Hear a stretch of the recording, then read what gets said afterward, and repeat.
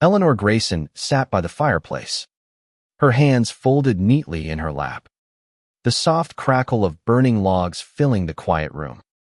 At 68, she carried herself with the grace of someone who had weathered life's storms and emerged stronger. Her silver hair was swept into a loose bun, and her hazel eyes, though warm, held a flicker of something sharper tonight's resolve. Perhaps, or the embers of a wound still fresh. Christmas was Eleanor's favorite time of year. For decades, she'd poured her heart into the season, crafting traditions that bound her family together.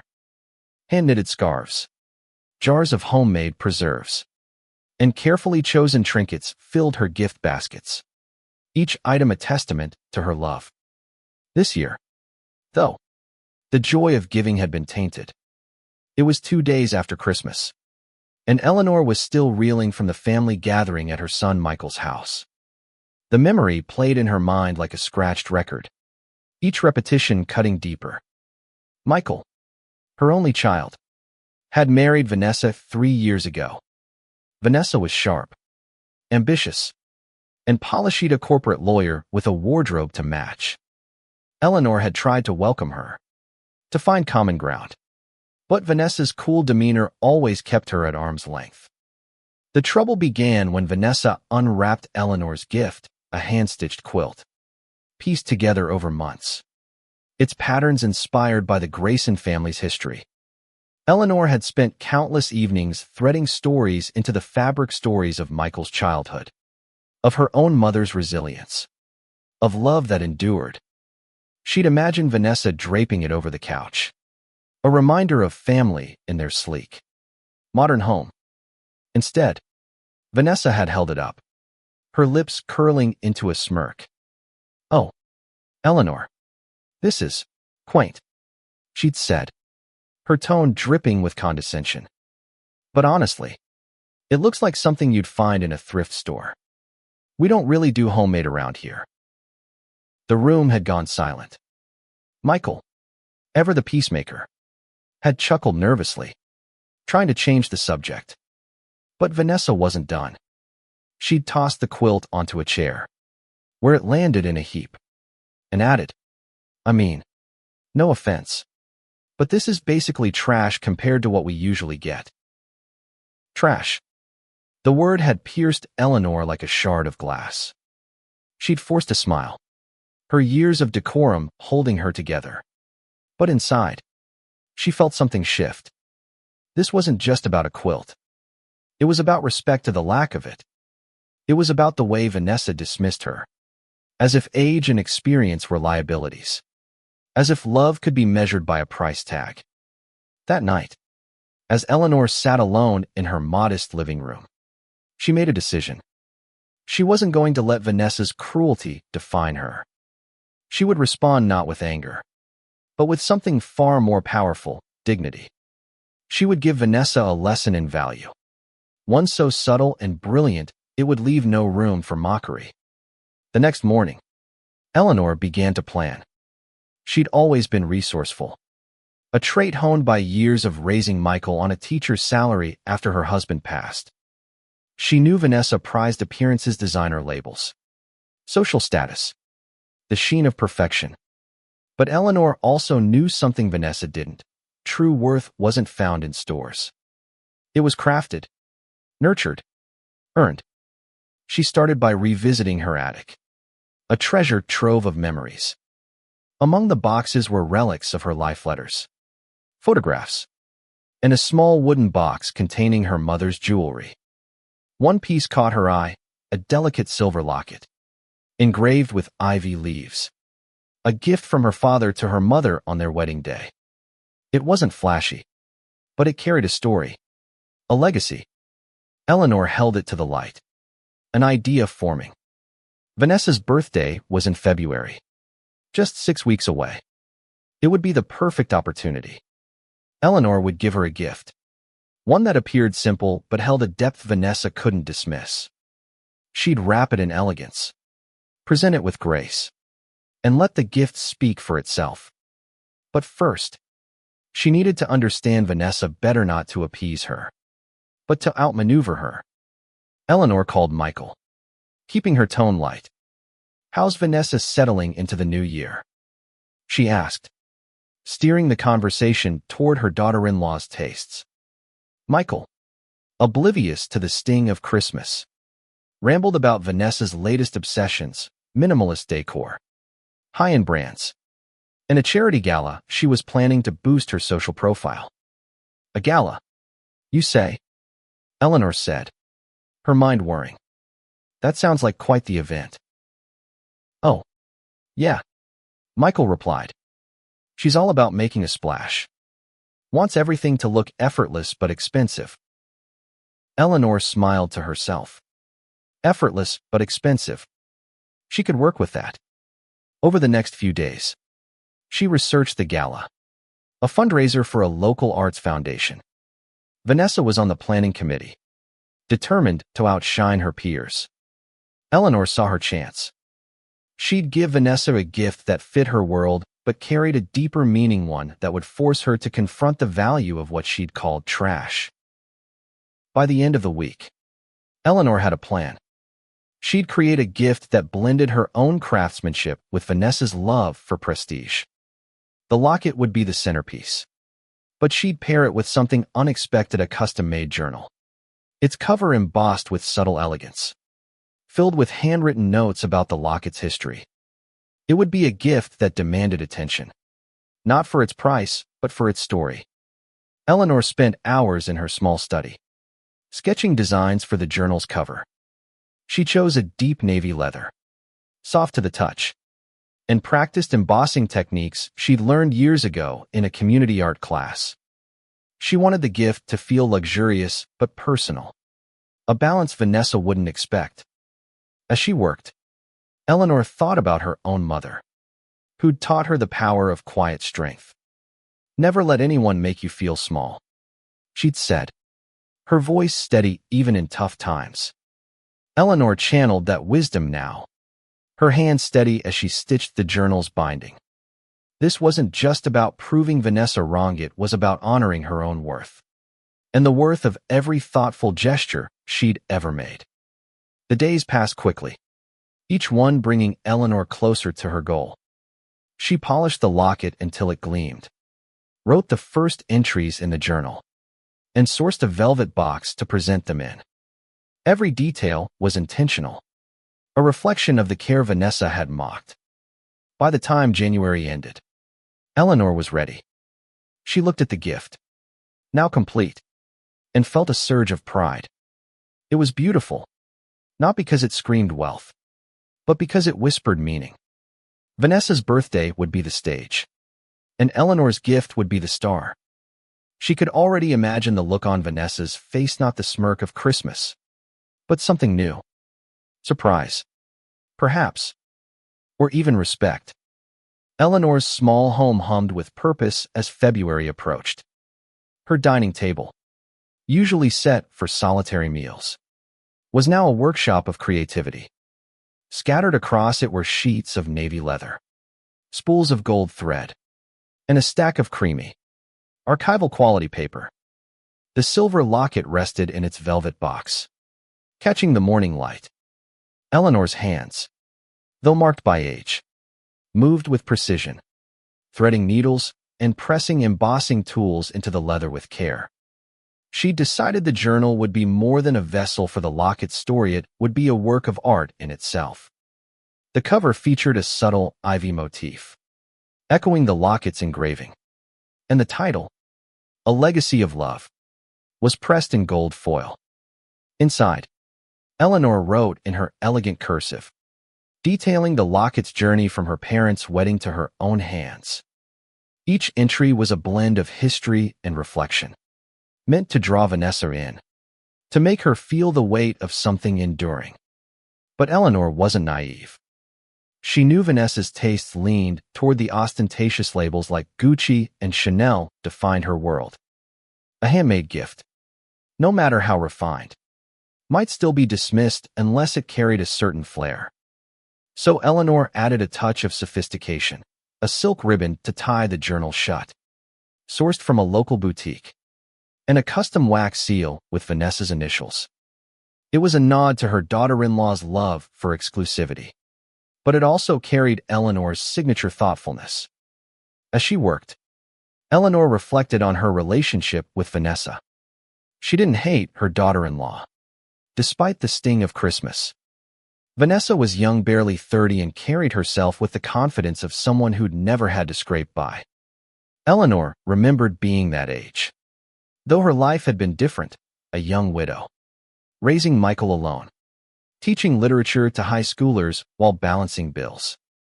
She'd learned early that value wasn't tied to money, but to intention. Vanessa, she suspected, had yet to learn that lesson. One evening, as Eleanor stitched the journal's final pages, Michael called. "Mom, you're coming to Vanessa's birthday, right?" His voice was warm but cautious, as if he sensed the tension from Christmas. "Of course," Eleanor replied, her tone steady. "I wouldn't miss it. I've got something special for her." "Special? Huh?" Michael chuckled. "You always go all out. Just don't take her too seriously. Okay." She didn't mean anything by Christmas. Eleanor's grip tightened on the phone, but she kept her voice light. "Oh, I know. It's all in the past." She didn't mention the quilt, still folded in her closet, or the word trash that echoed in her mind. Instead, she asked about the gala, probing for details. Michael confirmed it was the event of the season, with Vanessa at the helm, determined to impress.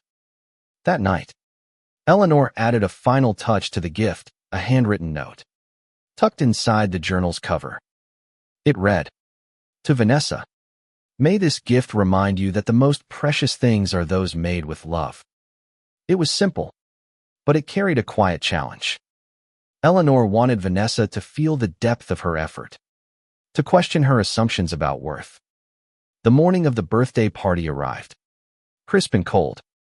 Eleanor dressed carefully, choosing a tailored emerald dress that complemented her silver hair.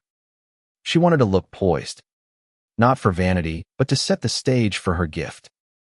The velvet box, now holding the journal and locket, sat in a discreet gift bag, its understated elegance a contrast to the flashy presents Vanessa would likely receive. Michael and Vanessa's home was a vision of modern luxury glass walls, marble counters, and furniture that looked more like art than function. As Eleanor arrived, she noticed the guests, Vanessa's colleagues, socialites, and a few family friends, all dressed in designer labels. Vanessa herself was radiant in a sleek black gown, her blonde hair swept into an updo, her laughter ringing out as she greeted guests. Eleanor watched her, searching for a crack in the polished facade. Vanessa was charming, no question, but there was a performative edge to her warmth, as if every gesture was calculated for maximum impact. When their eyes met, Vanessa's smile faltered for a fraction of a second before she approached. "Eleanor, so glad you could make it," she said, her tone polite but cool. "I hope you brought something fun this time." The jab was subtle, but Eleanor caught it. She smiled, her eyes steady. "Oh, I think you'll like it," she replied, patting the gift bag. "It's one of a kind." The gift exchange came later, after dinner and speeches. Vanessa opened a parade of extravagant presents jewelry, handbags, a spa weekend, all met with squeals of delight. Eleanor waited, her heart steady but her fingers brushing the gift bag nervously. When her turn came, she handed Vanessa the bag, her voice calm but firm. "This is for you, Vanessa. I made it with you in mind." Vanessa raised an eyebrow, clearly expecting another quaint offering. She pulled out the velvet box, her expression curious but guarded. As she opened it, the room grew quiet, the guests leaning in. The journal's navy cover gleamed under the chandelier, its gold embossing catching the light. Vanessa lifted it out, her fingers tracing the silk ribbon. then opened it to find the locket nestled inside. For a moment, she said nothing. Eleanor watched. Her breath caught, waiting for the smirk, the dismissal. Instead, Vanessa's eyes lingered on the locket, then flicked to the journal's pages, where Eleanor's handwriting told a story of love and resilience. "It's beautiful," Vanessa said finally, her voice softer than Eleanor expected. "Did you make this yourself?" Eleanor nodded, her smile warm but unwavering. "Every stitch, every word. It's a piece of our family's history. Something I thought you might appreciate." The room murmured approval, and for the first time, Eleanor saw a flicker of uncertainty in Vanessa's eyes. It wasn't triumph Eleanor felt not yet, but a quiet satisfaction. The gift had landed, and its meaning was sinking in. The days following Vanessa's birthday were a whirlwind of activity for Eleanor. She'd expected the gift to spark a reaction, but Vanessa's response had been more complex than she'd anticipated. There was no outright dismissal, no cruel remark like at Christmas. Instead, Vanessa had kept the journal and locket on display during the party, even showing them to a few guests. But Eleanor wasn't fooled. She knew Vanessa well enough to sense the calculation behind her politeness. This was a performance, not a change of heart. Still, Eleanor's plan was far from over. The charity gala was a week away, and it was the perfect stage for the next act. She'd learned from Michael that Vanessa was obsessed with standing out at the event, which was expected to draw the city's elite. The gala's theme was timeless art, celebrating pieces that endured through generations. Eleanor saw the irony immediately. Her gift to Vanessa was exactly that, a timeless piece with a story. She decided to weave it into the gala, subtly but powerfully. Eleanor reached out to the gala's organizer, a kind woman named Clara who'd once been her student. "Clara, dear," she said over the phone, her voice warm but purposeful. "I have an idea for the auction. Something small but meaningful." Clara was intrigued. "We're always looking for unique pieces. Mrs. Grayson, what do you have in mind?" Eleanor explained her plan. She'd donate a set similar to Vanessa's gift, a handcrafted journal and a vintage locket. This one from her own collection, with a handwritten story of its origins. The locket wasn't valuable by market standards, but its history was rich, tied to a local artist who'd gifted it to Eleanor's aunt decades ago. She proposed presenting it as a legacy piece, emphasizing craftsmanship and emotional resonance over monetary worth. Clara loved the idea. "It's perfect for the theme," she said, "and it'll stand out among the flashier donations. Can you have it ready by Friday?" Eleanor assured her she would. She spent the next few days crafting the new journal, this time with a crimson leather cover and silver embossing, tailored to the gala's aesthetic. She wrote the locket's story with care, weaving in details about the artist's life and the love that inspired the piece. It was a labor of love, but also a strategic move. If Vanessa saw the auction piece, she'd be forced to confront the value of Eleanor's gifts in a public setting. The night of the gala arrived, and Eleanor dressed in a classic navy gown, her silver hair swept into an elegant chignon. She carried herself with quiet confidence, the kind that didn't need to shout to be noticed. The venue was stunning: crystal chandeliers, tables draped in white linen, and walls adorned with local artwork. Vanessa, as expected, was the center of attention, gliding through the crowd in a shimmering gold dress, her smile dazzling. Eleanor watched from a distance, her gift for the auction safely in Clara's hands. She'd chosen not to tell Vanessa about her contribution, wanting the moment to unfold naturally. As the evening progressed, the auction began, with Clara presenting each item with enthusiasm. Paintings, sculptures, and jewelry fetched high bids, the crowd buzzing with excitement. Then came Eleanor's piece. Clara held up the crimson journal and locket, her voice warm as she read from Eleanor's description. "This is a legacy piece," she said, "crafted by Eleanor Grayson, a woman whose artistry lies in her ability to weave stories into objects. This locket, once owned by a beloved local artist, carries a tale of love and resilience, preserved in this exquisite journal." The room was silent for a moment. Then a murmur rippled through the crowd. Eleanor caught Vanessa's eye across the room. Her daughter-in-law's expression was unreadable, but her posture stiffened, her fingers tightening around her wine glass. The bidding began, and to Eleanor's surprise, it climbed quickly. A local historian started at $200, followed by a gallery owner at $300. By the time the gavel fell, the piece had sold for $1. $200, a modest sum compared to the diamonds and paintings, but a triumph for something handmade.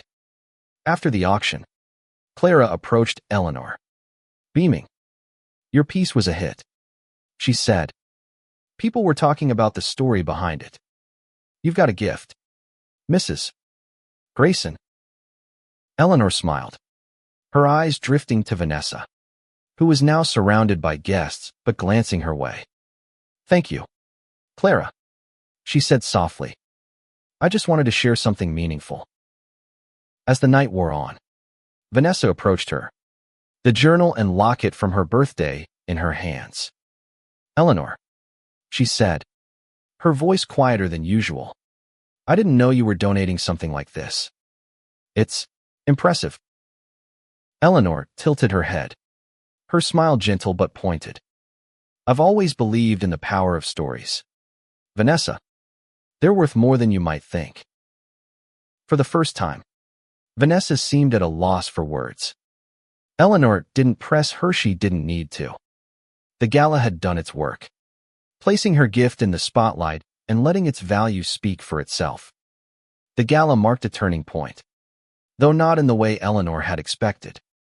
She'd anticipated a moment of triumph, a clear victory over Vanessa's dismissive attitude.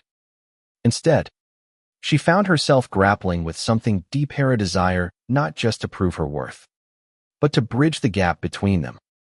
The locket and journal had made their mark, but Eleanor realized her true goal wasn't payback. It was understanding. In the weeks that followed, Vanessa's behavior shifted, though subtly. She called Eleanor once, asking about the locket's history, her tone curious rather than mocking. "I didn't realize how much thought you put into these things," she admitted, almost reluctantly. Eleanor responded with warmth, sharing stories of her mother and the locket's significance. But she didn't push. She knew trust was built slowly, especially with someone as guarded as Vanessa. Eleanor continued her work, not for Vanessa's approval, but for herself. She began teaching a community class on bookbinding, sharing her skills with others who valued craftsmanship. The classes filled quickly, with students ranging from retirees to young artists, all drawn to Eleanor's passion and patience. It was a reminder of her own worth, independent of Vanessa's opinions. One afternoon, Michael stopped by, carrying a familiar quilt, the one Vanessa had tossed aside at Christmas. She found it in the guest room, he said, a sheepish grin on his face. "She's been using it when she works late. Says it's cozy." Eleanor raised an eyebrow, surprised but cautious. "Cozy? Huh. That's a step up from trash." Michael laughed, but there was an edge to it.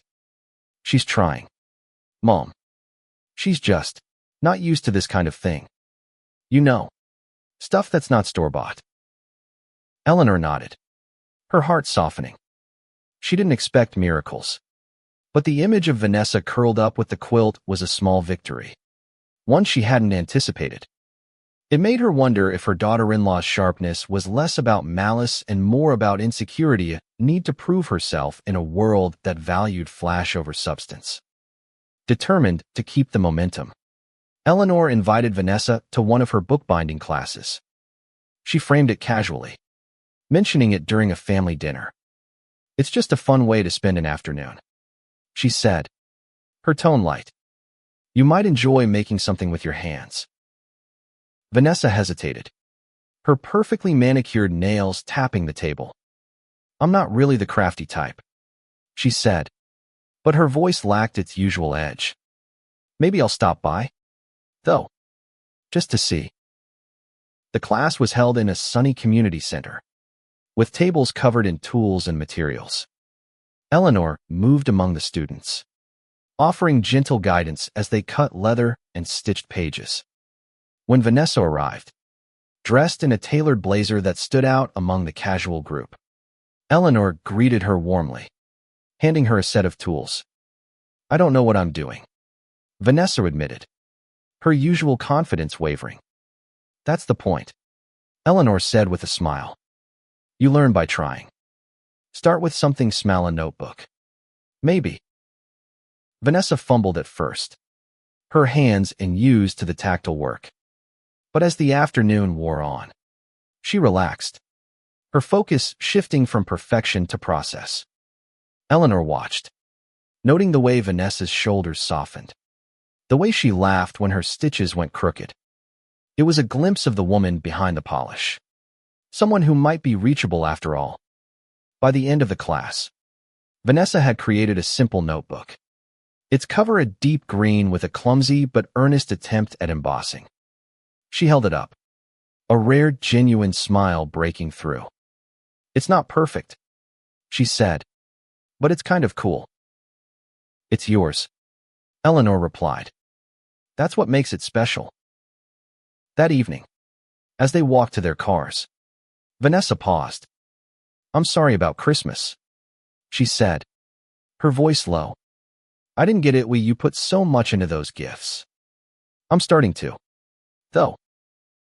Eleanor met her eyes, seeing not just an apology but a crack in the wall Vanessa had built. We all have our ways of showing love, she said gently. I'm glad you're starting to see mine. The moment wasn't a fairy tale ending, but it was a start. Eleanor drove home, the weight of the past months lifting slightly. She'd set out to teach Vanessa a lesson, but in the process, she'd rediscovered her own strength and the power of patience. Spring arrived, bringing with it a tentative warmth that mirrored the slow thaw in Eleanor and Vanessa's relationship. The apology at the bookbinding class hadn't erased the hurt of Christmas, but it had opened a door. Eleanor was determined to walk through it, not for the sake of winning, but for the family she cherished. She invited Michael and Vanessa to her home for a small gathering, a chance to build on their fragile progress. The invitation was simple, a Sunday brunch, with a surprise she'd been working on. Eleanor spent days preparing, not just food, but a new projected set of personalized journals for each of them, including one for herself. She wanted to start a tradition, one that could bridge their differences. The journals were unique. Michael's was bound in brown leather, with a sketch of his childhood treehouse embossed on the cover. Vanessa's was a soft ivory, with a minimalist design that echoed her style but included a small ivy motif, a nod to the locket. Eleanor's own journal was a rich burgundy, a reflection of her love for deep, warm colors. Inside each, she'd written a single prompt. What's a memory you want to carry forward? When Michael and Vanessa arrived, Eleanor's home was filled with the scent of fresh scones and coffee. The dining table was set with care, a vase of spring flowers at its center. Vanessa, dressed in a simple but elegant sweater, seemed more at ease than usual, her usual polish softened by the casual setting. After brunch, Eleanor brought out the journals, presenting them with a quiet smile. I thought we could start something new, she said, a way to share our stories, to keep them alive. Michael grinned, flipping through his journal with a nostalgic laugh. The treehouse. I haven't thought about that in years. Vanessa's reaction was quieter. She traced the ivy motif on her journal, her expression thoughtful. This is really nice, she said, her voice soft. You put a lot of work into this. Eleanor nodded. It's what I do, she said simply. I make things to show what matters to me. I'd love for us to write in these together, maybe share them at the holidays. To her surprise, Vanessa agreed. I'd like that, she said, meeting Eleanor's eyes. I'm not great with words, but I can try. Over the next few months, the journals became a quiet thread connecting them. Vanessa started writing in hers, sharing small entries about her childhood, her ambitions, even her fears. Eleanor responded in kind, filling her journal with memories of Michael's early years and her own hopes for their family. Michael, less consistent, added anecdotes that made them laugh, tying their stories together. By summer, the journals had become a ritual, passed back and forth at family dinners. Vanessa's entries grew more open, revealing a vulnerability Eleanor hadn't expected. One entry, written in her precise handwriting, stood out. I always thought love had to look perfect to be real. I'm learning it doesn't. Thank you, Eleanor, for showing me that. Reading those words, Eleanor felt a warmth that rivaled any Christmas fire. She hadn't just given Vanessa a lesson, she'd given her a chance to grow. And in return, Vanessa had given her something too, a glimpse of hope for a family that could heal. One story at a time. As Christmas approached again, Eleanor felt a mix of anticipation and peace. The year had been a journey, not just for her, but for Vanessa and Michael too. The journals had become more than a project, they were a bridge, a way to share pieces of themselves without judgment. Eleanor no longer felt the need to prove herself. She'd done that, not through confrontation, but through persistence and love. This year's Christmas was hosted at Eleanor's home, a cozy affair with a tree adorned with ornaments she'd collected over decades. The quilt, once discarded, now hung proudly on the back of her sofa, its colors catching the firelight. Vanessa noticed it immediately, her cheeks flushing slightly. I'm glad you kept it, she said quietly, touching the quilt's edge. It's beautiful. I was wrong last year. Eleanor smiled, her heart full. It's all right, she said. We all miss things sometimes. What matters is what we do next. The gift exchange was different this time. Vanessa handed Eleanor a small package, her expression nervous but genuine. Inside was a framed photo of the three of them, taken at the bookbinding class, their hands dusty with leather shavings, their smiles unposed. With it was a note, "Thank you for teaching me what matters." Eleanor's eyes misted as she hugged Vanessa, feeling the weight of the year lift. Her gift to Vanessa was simpler, this to me, a set of calligraphy pens and a note encouraging her to keep writing her story. Michael received a journal refill, with a playful nudge to write more. As they sat by the fire, sharing stories from their journals, Eleanor realized the true payback hadn't been a single moment of triumph.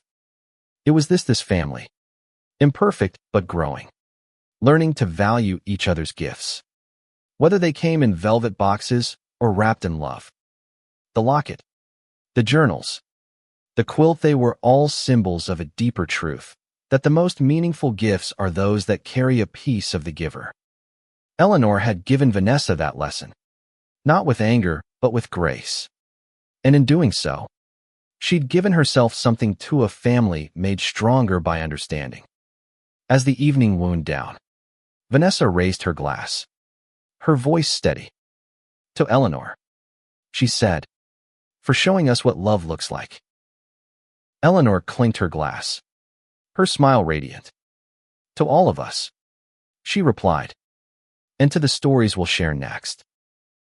The fire crackled, the tree lights glowed, and for the first time in years, Eleanor felt that Christmas was exactly as it should be, a season of giving. Not just gifts, but time, trust, and the chance to begin again.